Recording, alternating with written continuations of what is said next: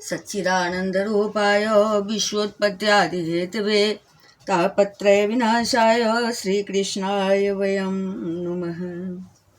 यं प्रव्रजन्तमनुपेतमपेतकृत्यं द्वैपायनो विरह कातरया जुहाव पुत्रेति तन्मयतया तर्वो विनेदोस्तं सर्वभूतहृदयं मुनिमानतोऽस्मि। निगमकल्पतरोर्गलितं फलं शुकमुखादिमितद्रवसंयुतं पिबत भागवतं रसमालयं मुहुरहो रसिका भुवि भावुका। ओम नमो भगवते वासुदेवाय। ओम श्री परमात्मने नमः। सभी भक्तगणों का हार्दिक स्वागत है। श्रीमद् भागवत महापुराण के 10वें स्कंध में उत्तरार्ध 50वां अध्याय अर्थात 50वां अध्याय, जिसमें कि जरासंध से युद्ध और द्वारकापुरी का निर्माण का वर्णन किया गया है। श्री शुकवाच अस्ते प्राप्तिश्च कंसस्य महिष्यो भर्तर्षभ मृते भर्तरि दुःखार्ते इयतोष्म पितुर्गृहान। श्री सुखदेव जी कहते हैं, भरत शिरोमणि परीक्षित, कंस की 2 रानियां थी, अस्ति और प्राप्ति। पति की मृत्यु से उन्हें बड़ा दुख हुआ और वे अपने पिता की राजधानी में चली गई। पित्रे मगधराजाय जरासंधाय दुखिते वेदयाश्चक्रतुः सर्वमात्मवैधव्य कारणम। उन दोनों का पिता था मगधराज जरासंध। उससे उन्होंने बड़े दुख के साथ अपने विधवा होने के कारणों का वर्णन किया। स तद प्रियमार्कण्य शोकामर्षयुतो नृप अयादविं महिं कर्तुं चक्रे परममुद्यमम्। परीक्षित, यह अप्रिय समाचार सुनकर पहले तो जरासंध को बड़ा शोक हुआ, परंतु पीछे वह क्रोध से तिलमिला उठा। उसने यह निश्चय करके कि मैं पृथ्वी पर एक भी यदुवंशी नहीं रहने दूंगा, युद्ध की बहुत बड़ी तैयारी की। अक्षोहिणीं वीर सत्या तेस्रेभिश्चापि संवृतः यदु राजधानीं मथुरां जयरुणत सर्वतो दिशम्। और 23 अक्षोहिणी सेना के साथ यदुवंशियों की राजधानी मथुरा को चारों ओर से घेर लिया। निरीक्ष्य तद्बलं कृष्ण उद्वेलमिव सागरं स्वपुरं तेन संरुद्धं स्वजनं च भयाकुलम्। भगवान श्री कृष्ण ने देखा जरासंध की सेना क्या है, उमड़ता हुआ समुद्र है। उन्होंने यह भी देखा कि उसने चारों ओर से हमारी राजधानी घेर ली है और हमारे स्वजन तथा पुरवासी भयभीत हो रहे हैं। चिंतयामास भगवान हरि कारण मानुषः तद्देश कालानुगुणं स्वावतार प्रयोजनम। अब भगवान श्री कृष्ण पृथ्वी का भार उतारने के लिए ही मनुष्य का सा वेश धारण किए हुए हैं।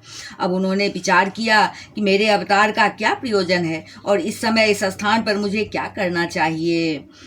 हनिष्यामि बलम ये तत् भुवि भारम समाहितम मागधेन समानीतम बस्याणाम सर्वभुजाम।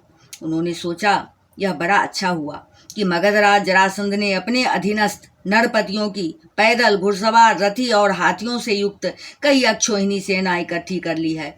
यह सब तो पृथ्वी का भार ही जुटकर मेरे पास आ पहुंचा है। मैं इसका नाश करूंगा। अक्षोहिणीभिः संख्यातं भटाश्वरथ कुंजरे मागधस्तु न हन्तव्यो भूयः कर्ता बलोद्यमम्। परंतु अभी मगधराज जरासंध को नहीं मारना चाहिए, क्योंकि वह जीवित रहेगा तो फिर से असुरों की बहुत सी सेना इकट्ठी कर लाएगा। एदर्थोऽवतारोऽयं भूभार हरणाय में संरक्षणाय साधूनां कृतोन्येषां बधाय च। मेरे अवतार का यही प्रयोजन है कि मैं पृथ्वी का बोझ हल्का कर दूं, साधु सज्जनों की रक्षा करूं और दुष्ट दुर्जनों का संहार करूं। अन्योपि धर्म रक्षाये देह संप्रीयते मया विरामायाप्य धर्मस्य काले प्रभवतः क्वचित। समय समय पर धर्म रक्षा के लिए और बढ़ते हुए अधर्म को रोकने के लिए मैं और भी अनेकों शरीर ग्रहण करता हूँ। समय समय पर धर्म रक्षा के लिए और बढ़ते हुए अधर्म को रोकने के लिए मैं और भी अनेकों शरीर ग्रहण करता हूँ।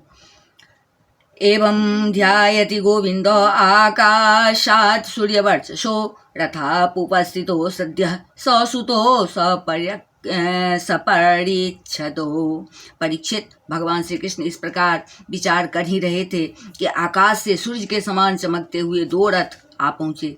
उनमें युद्ध की सारी सामग्रियां सुसज्जित थी और 2 सारथी उन्हें हाँक रहे थे। आयुधानि च दिव्यानि पुराणानि यदृक्षया दृष्ट्वा तानि ऋषिकेश संकर्षणमथा ब्रवीत्। इसी समय भगवान के दिव्य और सनातन आयुध भी अपने आप वहां आकर उपस्थित हो गए। उन्हें देखकर भगवान श्री कृष्ण ने अपने बड़े भाई बलराम जी से कहा, पश्यार्यं व्यसनं प्राप्तं यदुनां त्वावतां प्रभो एस्ते रथ आयातो दयितान्यायुधानि च।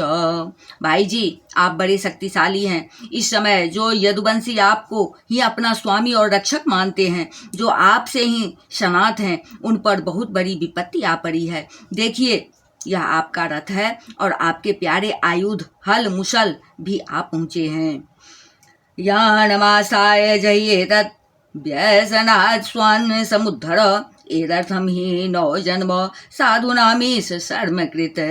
अब आप इस रथ पर सवार होकर शत्रु सेना का संहार कीजिए और अपने स्वजनों को इस विपत्ति से बचाइए। भगवान, साधुओं का कल्याण करने के लिए ही हम दोनों ने अवतार ग्रहण किया है। त्रयोविंशत्यनीकाख्यम भूमेर्भारं पाकुरु एवं संप्रणमन्त्र्य दासाढ़ो दंसितो रथिनो पुरात्। अतः अब आप यह 23 अक्षोहिणी सेना पृथ्वी का यह विपुल भार नष्ट कीजिए। भगवान श्री कृष्ण और बलराम जी ने यह सलाह करके कवच धारण किए और रथ पर सवार होकर वे मथुरा से निकले। उस समय निर्जगमतुः स्वायुधाढ्यो बलेनाल्पीय सावृतो शंखं दग्धमो विनिर्गत्य हरिर्दारुक सारथिः। उस समय दोनों भाई अपने अपने आयुध लिए हुए थे और छोटी सी सेना उनके साथ साथ चल रही थी। श्री कृष्ण का रथ हाँक रहा था दारुक। पुरी से बाहर निकलकर उन्होंने अपना पांचजन्य शंख बजाया। ततो भूत परसैन्याणां हृदये वित्रासवे पथुः तवाहमागधो वीक्ष हे कृष्ण पुरुषाधमम्। उनके शंख की भयंकर ध्वनि सुनकर शत्रु पक्ष की सेना के वीरों का हृदय डर के मारे थर्रा उठा। उन्हें देखकर मगधराज जरासंध ने कहा, पुरुषा अधम कृष्ण, तू तो अभी निरा बच्चा है। त्वं न त्वया युद्धमिच्छामि बाले न केन लज्जया गुप्तेन हि त्वया मंदो नो योस्त्ये याहि बंधुहन। पुरुषाधम कृष्ण, तू तो अभी निरा बच्चा है। अकेले तेरे साथ लड़ने में मुझे लाज लग रही है। इतने दिनों तक तू न जाने कहाँ कहाँ छिपा फिरता था। मंद, तू तो अपने मामा का हत्यारा है, इसलिए मैं तेरे साथ नहीं लड़ सकता। जा, मेरे सामने से भाग जा। तब राम यदि श्रद्धा युद्धस्व धैर्यमुद्धवः हित्वा वामक्षरेश्चिन्नं देहं स्वर्याहि मां जहि। बलराम, यदि तेरे चित्त में यह श्रद्धा हो कि युद्ध में मरने पर स्वर्ग मिलता है, तो तू आ, हिम्मत बांधकर मुझसे लड़। मेरे बाणों से छिन्न भिन्न हुए शरीर को यहाँ छोड़कर स्वर्ग में जा, अथवा यदि तुझ में शक्ति हो तो मुझे ही मार डाल। श्री भगवान वाच, न वैसुराय विकतथन्ते दर्शयन्त्येव पौरुषं न गृहेणेमो वचो राजन् नातुरस्य मुमूर्षतः। श्री भगवान श्री कृष्ण ने कहा, मगधराज, जो सूरवीर होते हैं वे तुम्हारी तरह डिंग नहीं हाँकते। वे तो अपना बल पौरुष ही दिखलाते हैं। देखो, अब तुम्हारी मृत्यु तुम्हारे सिर पर नाच रही है। तुम वैसे ही अक बक बक कर रहे हो जैसे मरने के समय कोई सन्निपात का रोगी करे। बक लो, मैं तुम्हारी बात पर ध्यान नहीं देता। श्री शुकवाच जरासुतस्तावभिसृत्य माधवो महाबलोघेन बलीयसा वृणोत् ससैन्ययानध्वजवाजिसारथे सूर्यानलो वायुरिवाभ्रेणुभिः। श्री सुखदेव जी कहते हैं, परीक्षित, जैसे वायु बादलों से सूर्य को और धुएं से आग को ढक लेती है, किंतु वास्तव में वे ढकते नहीं, उनका प्रकाश फिर फैलता ही है, वैसे ही मगधराज जरासंध ने भगवान श्री कृष्ण और बलराम के सामने आकर अपनी बहुत बड़ी बलवान और अपार सेना के द्वारा उन्हें चारों ओर से घेर लिया। यहाँ तक कि उनकी सेना, रथ, ध्वजा, घोड़ों और सारथियों का दिखना भी बंद हो गया। सुपर्णतालध्वज चिह्नितो रथा बलक्षयन्त्यो हरिरामयोर्मृधे स्त्रियः पुराटालकहर्म्य गोपुरं समाश्रिता सम्मुमुहो सुचार्दिताः।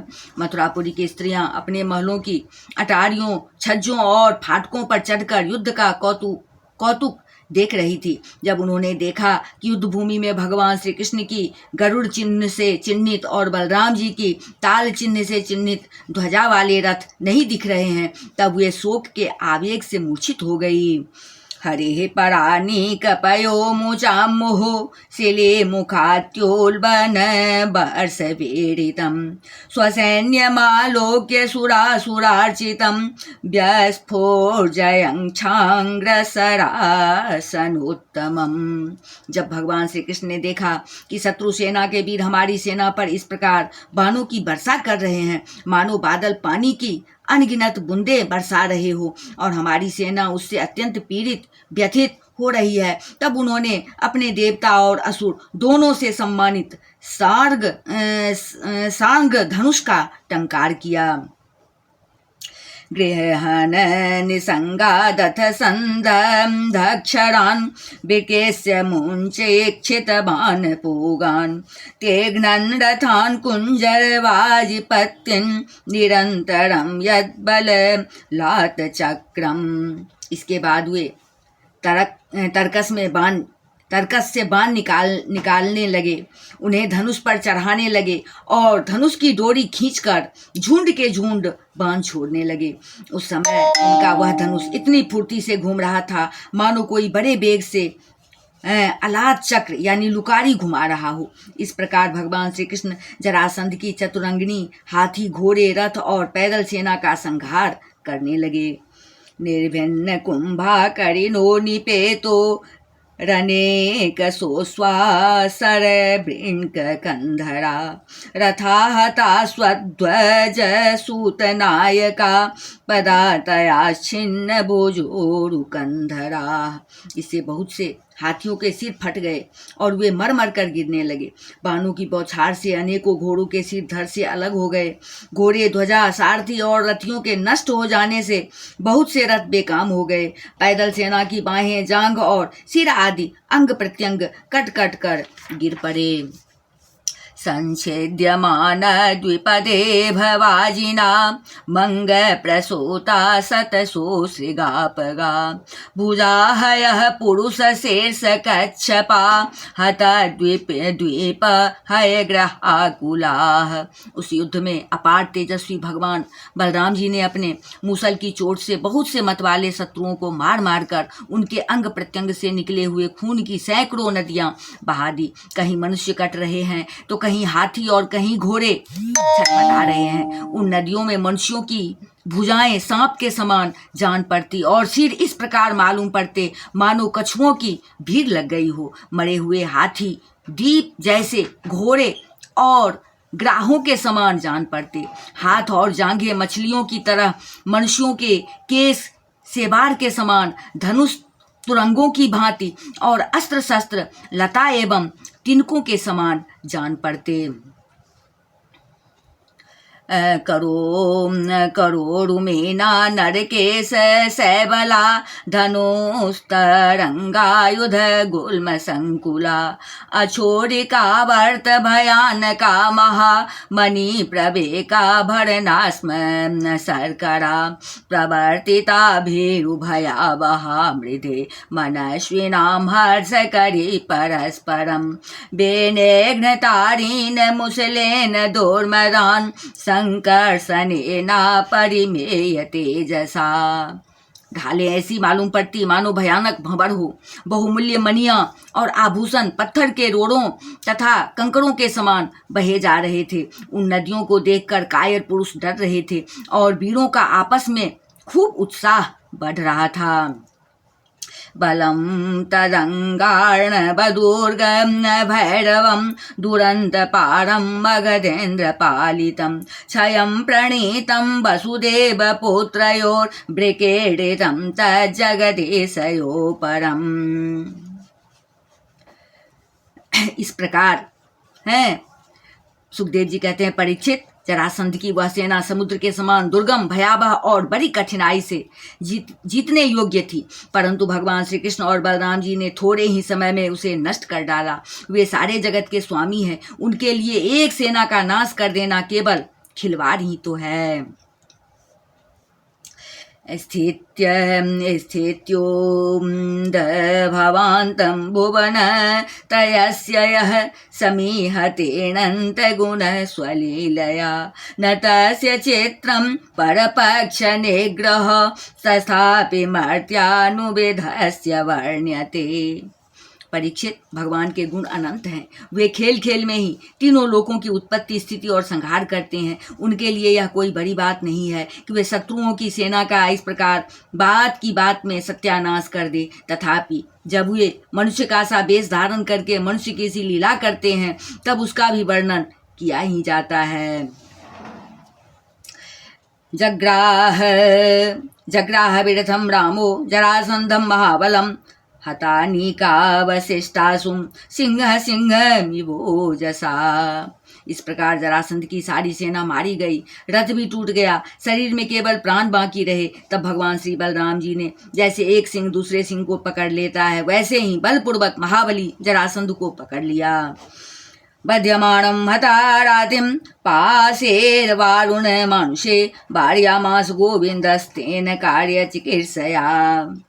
अब जरासंध ने पहले बहुत से विपक्षी नरपतियों का वध किया था, परंतु आज उसे बलराम जी वरुण की फांसी और मनुष्यों के फंदे से बांध रहे थे। भगवान श्री कृष्ण ने यह सोचकर कि यह छोड़ दिया जाएगा तो और भी सेना इकट्ठी करके लाएगा तथा हम सहज ही पृथ्वी का भार उतार सकेंगे, बलराम जी को रोक दिया। सौमुक्तो लोकनाथाभ्याम प्रेरितो वीर सम्मतः तपसे कृत संकल्पो वारितः पथिराज भी। बड़े बड़े सूरवीर जरासंध का सम्मान करते थे, इसलिए उसे इस बात पर बड़ी लज्जा मालूम हुई कि मुझे श्री कृष्ण और बलराम ने दया करके दीन की भांति छोड़ दिया है। अब उसने तपस्या करने का निश्चय किया, परंतु रास्ते में उसके साथी नरपतियों ने बहुत समझाया कि राजन, यदुवंशियों में क्या रखा है। वे वाक्ये पवित्रार्थ पदेर्नयने प्राकृतेरपि स्वकर्म बंध प्राप्तोयम यदुभिस्ते पराभवः। आपको बिल्कुल ही पराजित नहीं कर सकते थे, आपको प्रारब्ध बस ही नीचा देखना पड़ा है। उन लोगों ने भगवान की इच्छा फिर विजय प्राप्त करने की आशा आदि बतलाकर तथा लौकिक दृष्टांत एवं युक्तियां दे देकर यह बात समझा दी कि आपको तपस्या नहीं करनी चाहिए। हतेषु सर्वाणि केशो नृपो वार्यद्रथस्तथा उपेक्षितो भगवता मगधान दुर्मनाययो। परीक्षित, उस समय मगधराज जरासंध की सारी सेना मर चुकी थी। भगवान बलराम जी ने अब उपेक्षा पूर्वक उसे छोड़ दिया था। इससे वह बहुत उदास होकर अपने देश मगध को चला गया। मुकुंदोऽप्यक्षत बलो निस्तीर्णारे बलार्णवः विकीर्यमाणः कुसुमेस्त्रे दशेरनुमोदितः। परीक्षित, भगवान श्री कृष्ण की सेना में किसी का बाल भी बांका न हुआ और उन्होंने जरासंध की 23 अक्षोहिणी सेना पर, जो समुद्र के समान थी, सहज ही विजय प्राप्त कर ली। उस समय बड़े देवता उन पर बड़े बड़े देवता उन पर नंदन बन के पुष्पों की वर्षा और उनके इन महान कार्य का अनुमोदन प्रशंसा कर रहे थे। माधुरे रूप संगम्य बेज्वरेर्मुदितात्मभे उपगीयमान विजय सूतमागध वंदिभिः। जरासंध की सेना के पराजय से मथुरावासी भयरहित हो गए थे और भगवान श्री कृष्ण की विजय से उनका हृदय आनंद से भर रहा था। भगवान श्री कृष्ण आकर उनमें मिल गए। सूतमागध और बंदीजन उनकी विजय के गीत गा रहे थे। संगदुद्वन्द्वो भयो नेदुर्भेतुर्येयार्ण्यनेकसः वीणा वेणु मृदंगानि पुरं प्रविशति प्रभो। जिस समय भगवान श्री कृष्ण ने नगर में प्रवेश किया उस समय वहां शंख, नगाड़े, भेरी, तुरही, वीणा, बांसुरी और मृदंग आदि बाजे बजने लगे थे। सिक्तमार्गा हृष्टजनां पताकाभिरलङ्कृतां निर्घोष्टां ब्रह्मघोषेण कौतुकाबद्धतोरणां। मथुरा की एक एक सड़क और गली में छिड़काव कर दिया गया था। चारों ओर हंसते खेलते नागरिकों की चहल पहल थी। सारा नगर छोटी छोटी झंडियों और बड़ी बड़ी विजय पताकाओं से सजा दिया गया था। ब्राह्मणों की बेदर ध्वनि गूंज रही थी और सब ओर आनंद उत्सव के सूचक बंधनवार बांध दिए गए थे। नीच्यमानो नारीभिर्माल्यं दध्यक्षाक्षताङ्कुरे निरीक्ष्यमान सस्नेहं प्रीत्युत्कलितलोचने। जिस समय श्री कृष्ण नगर में प्रवेश कर रहे थे उस समय नगर की नारियां प्रेम और उत्कंठा से भरे हुए नेत्रों से उन्हें स्नेहपूर्वक निहार रही थी और फूलों के हार, दही, अक्षत और जौ आदि के अंकुरों की उनके ऊपर वर्षा कर रही थी। आयोधनगतं वित्तमनन्तं वीरभूषणं यदुराजाय तत् सर्वमाहृतं प्रादिशत् प्रभो। भगवान श्री कृष्ण रणभूमि से अपार धन और वीरों के आभूषण ले आए थे। वह सब उन्होंने यदुवंशियों के राजा उग्रसेन के पास भेज दिया। एवं 17 कृत्वस्तावत्यक्षोहिणी बलः युधे मागधो राजा यदुभे कृष्ण पालिते। परीक्षित, इस प्रकार 17 बार 23 अक्षोहिणी सेना इकट्ठी करके मगधराज जरासंध ने भगवान श्री कृष्ण के द्वारा सुरक्षित यदुवंशियों से युद्ध किया। अक्षेन्वस्तदबलं सर्वं वृष्णयः कृष्ण तेजसा हतेषु स्वेष्वनीकेषु त्यक्तो यादरे नृपः।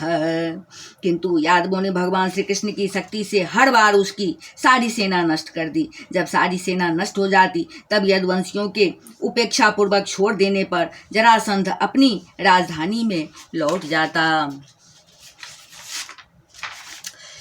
अष्टादश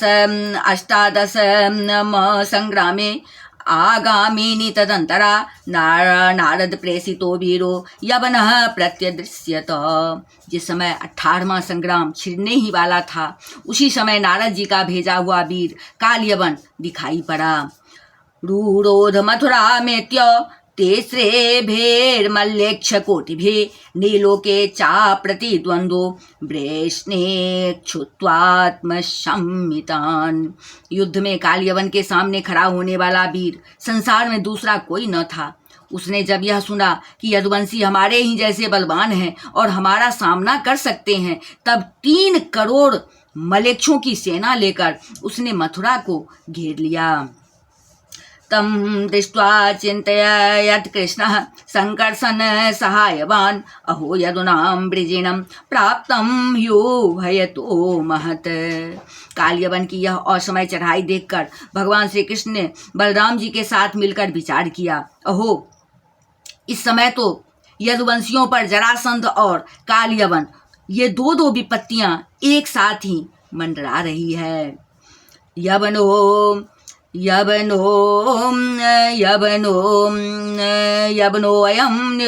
निरुन्धे स्मा नद्यतावन्महाबलः मागधोऽप्यद्य वा स्वो वा परस्वो वा गमिष्यति। आज इस परम बलशाली यवन ने हमें आकर घेर लिया है और जरासंध भी आज, कल या परसों में आ ही जाएगा। आवयोर्युध्य तोरस्य यद्यागन्ता जरासुतः बन्धून् बधिष्यत्यथवा नेष्यते स्वपुरं बलि। यदि हम दोनों भाई इसके साथ लड़ने में लग गए और उसी समय जरासंध भी आ पहुंचा तो वह हमारे बंधुओं को मार डालेगा या तो कैद करके अपने नगर में ले जाएगा, क्योंकि वह बहुत बलवान है। तस्माद्य विधास्यामो दुर्गम द्विपद दुर्गमम तत्र ज्ञातेन समाधाय यवनम घातयामहे। इसलिए आज हम लोग एक ऐसा दुर्ग, ऐसा किला बनाएंगे जिसमें किसी भी मनुष्य का प्रवेश करना अत्यंत कठिन होगा। अपने स्वजन संबंधियों को उसी किले में पहुंचाकर फिर इस यवन का वध कराएंगे। इति सम्रन्त्य भगवान दुर्गम 12 योजनम अंतः समुद्रे नगरम कृतस्त्राद्भुतमचीकरत्। बलराम जी से इस प्रकार सलाह करके भगवान श्री कृष्ण ने समुद्र के भीतर एक ऐसा दुर्गम नगर बनवाया जिसमें सभी वस्तुएं अद्भुत थी और उस नगर की लंबाई चौड़ाई 48 कोस की थी। दृश्यते यत्र हि द्वाष्टम विज्ञानम शिल्प निपुणम रथा चत्वरं वीथि वीर्यथा वास्तु विनिर्मितम। उस नगर की एक एक वस्तु में विश्वकर्मा का विज्ञान, वास्तु विज्ञान और शिल्प कला की निपुणता प्रकट होती थी। उसमें वास्तुशास्त्र के अनुसार बड़ी बड़ी सड़कों, चौराहों और गलियों का यथास्थान ठीक ठीक विभाजन किया गया था। सूरद्रुमलतोद्यान विचित्र विचित्रोपवनान्वितं हेमशृङ्गेर्देविस्पृग्भिः स्फाटिकाट्टालगोपुरैः। वह नगर ऐसे सुंदर सुंदर उद्यानों और विचित्र विचित्र उपवनों से युक्त था जिनमें देवताओं के वृक्ष और लताएं लहलहाती रहती थी। सोने के इतने ऊंचे ऊंचे शिखर थे जो आकाश से बातें करते थे। स्फटिक मणि की अटारियां और ऊंचे ऊंचे दरवाजे बड़े ही सुंदर लगते थे। राजतारकुटे कोष्ठेर हेम कुंभेरलंकृते रत्नकूटेर गृहे हेमेर महामरकतस्थलेः। अन्न रखने के लिए चांदी और पीतल के बहुत से कोठे बने हुए थे। वहाँ के महल सोने के बने हुए थे और उन पर कामदार सोने के कलश सजे हुए थे। उनके शिखर रत्नों के थे तथा गज पन्ने की बनी हुई बहुत भली मालूम होती थी। वास्तोस्पतीनां च गृहेर्बलभिश्च निर्मितं चातुर्वर्ण्य जनाकीर्णं यदुदेव गृहोल्लसत्। इसके अतिरिक्त उस नगर में वासुदेव के मंदिर और छज्जे भी बहुत सुंदर सुंदर बने हुए थे। उसमें चारों वर्ण के लोग निवास करते थे और सबके बीच में यदुवंशियों के प्रधान उग्रसेन जी, वसुदेव जी, बलराम जी तथा भगवान श्री कृष्ण के महल जगमगा रहे थे। सुधर्मां पारिजातं च महेन्द्रः प्राहिनोद्धरे यत्र चावस्थितो मर्त्यो मर्त्यधर्मेण युज्यते। परीक्षित, उस समय देवराज इंद्र ने भगवान श्री कृष्ण के लिए पारिजात वृक्ष और सुधर्मा सभा को भेज दिया। वह सभा ऐसी दिव्य थी कि उसमें बैठे हुए मनुष्य को भूख प्यास आदि मर्त्यलोक के धर्म नहीं छू पाते थे। श्यामेक कर्णान वर्णो याम छोल्लकान मनोजवान अष्टो निधिपते कोशान लोकपालो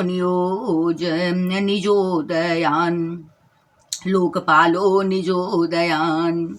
वरुण जी ने ऐसी बहुत से श्वेत घोड़े भेज दिए जिनका एक एक कान श्याम वर्ण का था और जिनकी चाल मन के समान तेज थी। धनपति कुबेर जी ने अपनी 8 निधियां भेज दी और दूसरे लोकपालों ने भी अपनी अपनी विभूतियां भगवान के पास भेज दी। यद यद भगवता दत्तमाधिपत्यं स्वसिद्धये सर्वं प्रत्यर्पयामासुर हरो भूमि गते नृप। परीक्षित, सभी लोकपालों को भगवान श्री कृष्ण ने ही उनके अधिकार के निर्वाह के लिए शक्तियां और सिद्धियां दी है। जब भगवान श्री कृष्ण पृथ्वी पर अवतीर्ण होकर लीला करने लगे तब सभी सिद्धियां उन्होंने भगवान के चरणों में समर्पित कर दी। यत्र योग प्रभावेन नीत्वा स्वज सर्वजनं हरेः प्रजापालेन रामेण कृष्ण समनुमन्त्रितः निर्जगाम पुरद्वारात् पद्ममाले निरायुधः। भगवान श्री कृष्ण ने अपने समस्त स्वजन संबंधियों को अपनी अचिंत्य महाशक्ति योग माया के द्वारा द्वारका में पहुंचा दिया। शेष प्रजा की रक्षा के लिए बलराम जी को मथुरापुरी में रख दिया और उनसे सलाह लेकर गले में कमलों की माला पहने बिना कोई अस्त्र शस्त्र लिए स्वयं नगर के बड़े दरवाजे से बाहर निकल आए। इति श्रीमद्भागवते महापुराणे पारमहंस्यां संहितायां दशमस्कन्धे उत्तरार्धे दुर्गनिवेशनं नाम 50तमोऽध्यायः। बोल वृंदावन बिहारी लाल की जय, राजा रामचंद्र की जय, अम्बा जनक नंदनी की जय, वाष्कार भगवान की जय, बजरंगबली की जय, उमापति महादेव की जय, श्रीमद्भागवत महापुराण की जय। बोलिए सब संतन की जय। जय जय श्री राधे।